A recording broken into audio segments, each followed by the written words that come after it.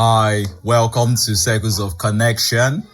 It's me, Chuka Michael, your host. I am so pleased to be here once again. How are you doing? How have your week been? How did you see the last episode? Hope you learned something. Hope you resonated with some of the things I shared. Special shout out to MJ and to Vanessa Iwenya. Thank you for your comments on the previous episode. I was so glad to read them. I felt encouraged. Now I know I am not alone. I have people listening to this. So thank you once again. And I look forward to more of your comments on this episode. And I'm not just talking to MJ and Vanessa. I'm talking to everyone who is going to come across this episode. Thank you. So how have you been? How has your relationship with people been? Are you fighting? What's going on? I'm going to give like a rundown of my week when it comes to people, relationships and all. So this past week I had a difficult conversation with a colleague at the workplace. So this is someone I have to work with. Is someone that is more like under me. I have to give instructions to him. But then again, we had a misunderstanding that lasted for some weeks. And this week we had that conversation. It was difficult, but I was glad it happened because it's always good to know what people think of you. It's very nice to understand how people see you. So even if most of the things being said were not necessarily true or were not explained or represented well, but then you know what to correct. So if someone says they see you as a selfish person or as a stingy person, even if it's not true, when you are trying to convince the person, you know what area to focus on. You know what thing you've done that made the person see you in that way. So you just need to adjust so that the person can have a better image of you. So I had a difficult conversation. I also had a realization with someone. Like I heard about limerence. So you may think you have a crush on someone. You may think you love someone at first sight. It could be limerence. So take your time. Don't rush and fall in love. What else happened? I also got to forgive people without them asking. So this past week, I realized people were just offending me. And I said I can't give my energy and start getting angry and start. So what I was going to do was that I'm just going to see if I can forgive them without needing an explanation from them. So I forgave them. And most people don't even know that they had offended me. I just felt, come on, I've passed this. I don't need to start explaining myself to you and telling me I've just realized this is your character and this is how you behave. It was never personal when you did it to me, but this is who you are. So I just have to forgive you and move on. Not because I am better than you or you are perfect or anything, but I love my peace of mind and I'll be fine no matter how you choose to behave. So that's what happened about me. What about you? How has it been?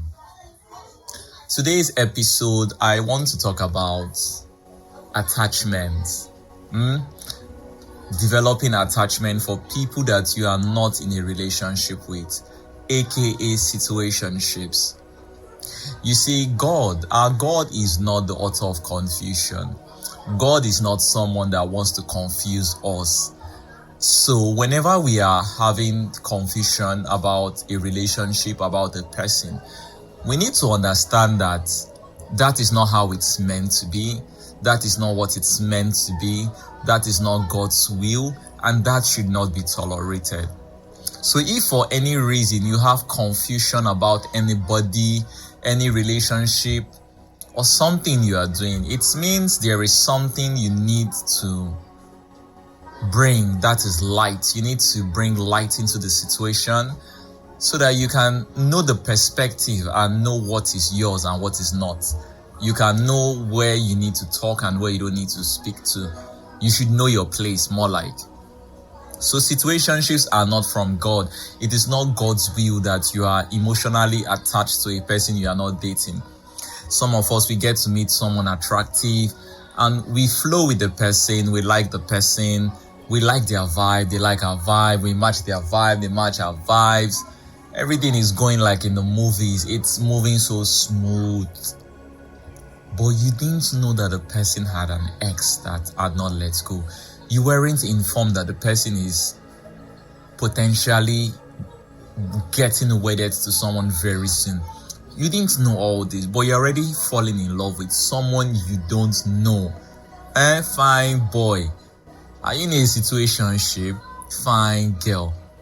Are you dating yourself? Like, is the relationship only in your head? We need to tell ourselves the truth though. We don't have control over anybody. We can only control ourselves, what we feel, what we think. If tomorrow you love someone and the person doesn't love you, the person has not done anything wrong. The person has that right to decide who they love. So before you go about loving and committing to someone you are just meeting, you need to be straight with yourself. Don't lie to yourself. Don't deceive yourself. One of the reasons we all get into situationships is because we are not being honest with ourselves. I'll use myself for an example. There was a time I kind of met someone new. And when I met the person was attractive. She was smiling, giving me all the green light. And I told myself I was only chatting with her for fun, only talking to her because it feels good to talk to an attractive lady. It feels good to just know that this fine girl is talking to you, not because I was in love or I felt I just felt I could do it, so let me do it, right? So we began speaking, and along the line, because I was talking to so many other people, I found myself in a very uncomfortable situation whereby it's what we call meaningless relationship. It's draining. You don't feel fulfilled. You don't feel satisfied.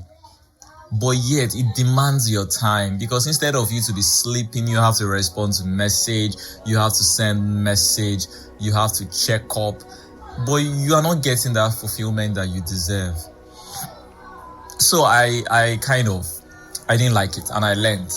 And many of us have gotten into situationship for other reasons. It could be lack of contentment. Maybe you have good friends, but you're not ready for a relationship, and someone comes your way. You know you are not ready for a relationship. This person tell you, I want a relationship. Instead of you to say, okay, what I want and what you want are not the same thing. Why don't we give ourselves a break, or why don't we just stay apart until we both want the same thing? But instead you say, but we can be friends. Let's still be friends. You see, the people that keep saying things like this end up inviting chaos, drama, and nonsense into their life. You are in a relationship and you are unavailable to get to know someone new. Why don't you just reject it at first and put the person in their place, so that you don't get to hate on a good person? This person that met you could be the real one for you, could genuinely love you. It could be real, right? But you are not available at this moment. So why don't you let the person go and let the person love you when you are ready? Let them not love you when you're already in love with someone else. It creates confusion, and it's not good. Many of us, we've kept ourselves in situationships because we feel like this person is the best person we could ever get. Like, we've met people, but this one stood out. So we're like, if I let go of this person, I may never get someone like this again. So we begin to hold on to it and tolerate a lot of nonsense. The reasons we get into situationship could seem like many in numbers, but actually it's because we don't tell ourselves the truth. We are not contented with the life we have. We feel we can get more. We are greedy. We want to have all the good things when we can't have them all. We can only have what we deserve. We can't, just because Mr. A is enjoying this good does not mean you should also enjoy it. It may not be meant for you. So with everything I have seen and I have learned from situationships, the best way to avoid situationships is you need to define your relationship with people. Like, you need to set that boundary, and you don't set it alone in your head. You make it clear to the other person that, this is what we are. I don't look at you as a potential mate. I only see you as a good friend, and I am so happy. I don't want any other thing from you. I just want that friendship. Keep being my friend. Keep checking up on me. Don't send me money. Don't take me out. I'm just saying, like, don't do all those things. Just check up on me and talk to me when I ask you questions. Simple. But if what you want is, I want to go out with you, I want to hold hands with you, I want to kiss you, I want to do this, I want to do that, then you have to let the person know that, see, come, I'm not comfortable with being friends with you. I knew that when we met, we started off as friends, but I believe we could be something. You get? You have to know what you want to, and you have to always say it unashamedly. Tell people, this is what I want to. Don't be pretending that you don't want this. Don't be acting like you don't need it. If you want it, say it. Even if you don't get it, at least you know you can't get it from this person, and you move on. Stop wasting your time on people that can't give you what you're asking for. Some of you've been talking to someone for 2 years, and that thing you are looking for, you're expecting from the person cannot give you. The person is giving every other person, but cannot give you that thing. But why are you still talking to the person? Some people will say, is that not transactional? It's not transactional. It's more of shared interest. It's more like knowing what you want and getting what you want. Because our lives are very precious. Our energy, precious. Your time, precious. You can't get them back. You give them, you've given them.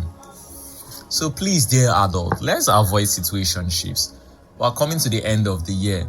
Let's start preparing for our romantic December, our dirty December with one person, one genuine person. Like I said at the start, God is not the author of confusion. God is not the one making you confused. God is not the one sending two wonderful people to you to confuse you.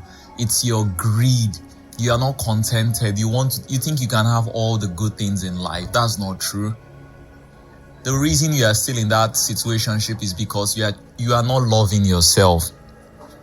You are too scared to tell the person what you want. So you come on, don't do that to yourself. Fine girl, don't do that. Fine man, that's not for you. You deserve better than that. I know some of us have situationship stories. We have things. We have many things. Drop them in the comment section. I'm going to go through everything, and I'm sure to respond to you. And if you have my personal line, you can always reach out to me. I look forward to talking and conversing with you about it. So to everyone, situationship is a no. Say, I reject any form of situationship in my life. Amen. I am a chosen. I will not be in a situationship. You deserve the real thing. Stop settling for diluted stuff. God loves you. God has given you what you deserve. He has given you the best thing you can get. So stop mixing it up with other things. Let go of this situationship. If they are a friend, they are a friend.